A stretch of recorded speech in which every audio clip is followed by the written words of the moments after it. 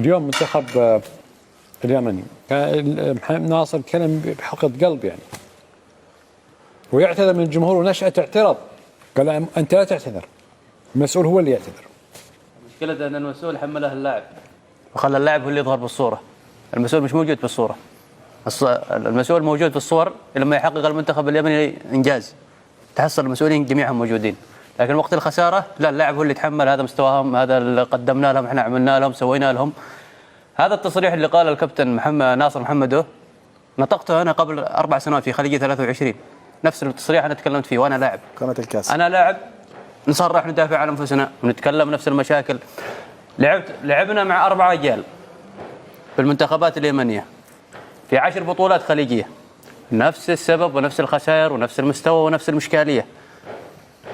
الغلل مش باللاعبين، إذا 5 أجيال لاعبين منتخبات على أساطير من خالد العفارة إلى آخر لاعب ناصر محمده، هذا أنا كلهم نفس المعاناة ونفس النتائج ونفس الخسائر. الخلل مش موجود باللاعب، اللاعب موهوب، اللاعب يثبت نفسه أنه لاعب، خلى الكل يشيد فيه في مستواه خلال 5 أسابيع التجمع وشارك في البطولة هذه وقدم هذا المستوى. لاعب بالفطرة، لا تكتيك، لا عندهم استعداد، لا دوري.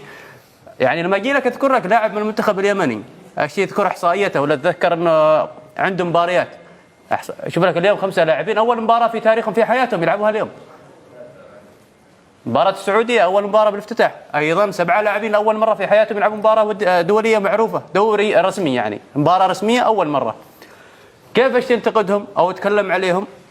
اتحادنا داري فين الخلل، وزاره الشباب داري وين الخلل، رئيس الوزراء داري وين الخلل، رئيس الجمهورية داري وين الخلل. طيب ما دام دارين وين الداء، ليش ما تشوفوا وين الدواء؟ كل مرة نفس السيناريو، نفس الإعادة، والله مستعدين، عندنا مشاكل، عندنا نقص إمكانيات، عندنا الوضع حرب، الوضع مدري إيش. إلى متى؟ يعني اليوم أنا شايف العراق محتفلين إلى الفجر باليوم محتفلين.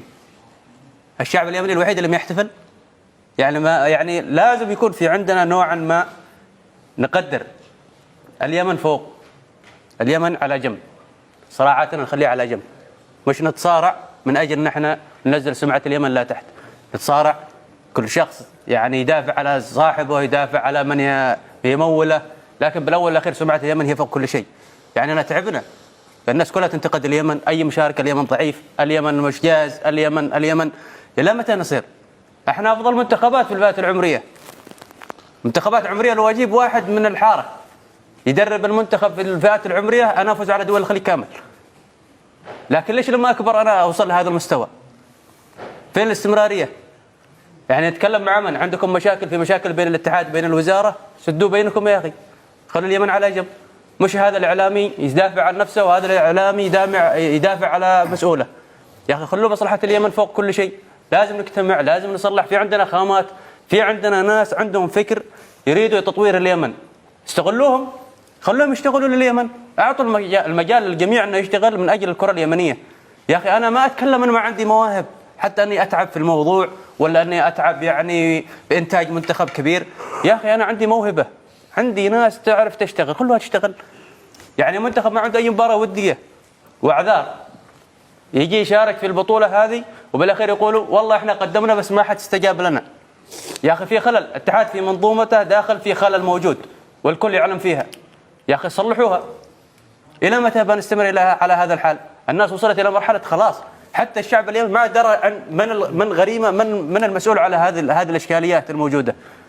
خلاص الان اصبح الناس مستغربه من المسؤول، من هكذا.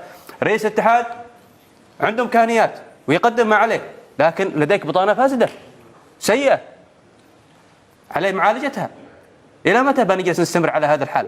صحيح يقدم ومظلوم ايضا نوعا ما، رئيس الاتحاد مظلوم يعني من اللي حواليه، هم خلوه المتهم الاول، دعم ويعطي ولكن ايضا كمان في ناس عندنا مليان يعمل حمله ويتكلم لكن ما عنده الشجاعه يقول انا بمسك رئاسه الاتحاد.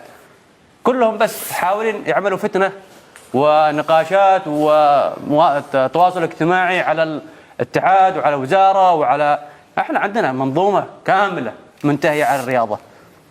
غيبوا الشعب عن الرياضه، الشعب يشتي يفرح يا جماعه الخير، احنا نفرح لما يفوز العراق، نفرح لما يفوز قطر، نفرح لما يفوز السعوديه، نفرح للعالم كامل نفرح، الا لبلادنا ما نفرح. لا متى؟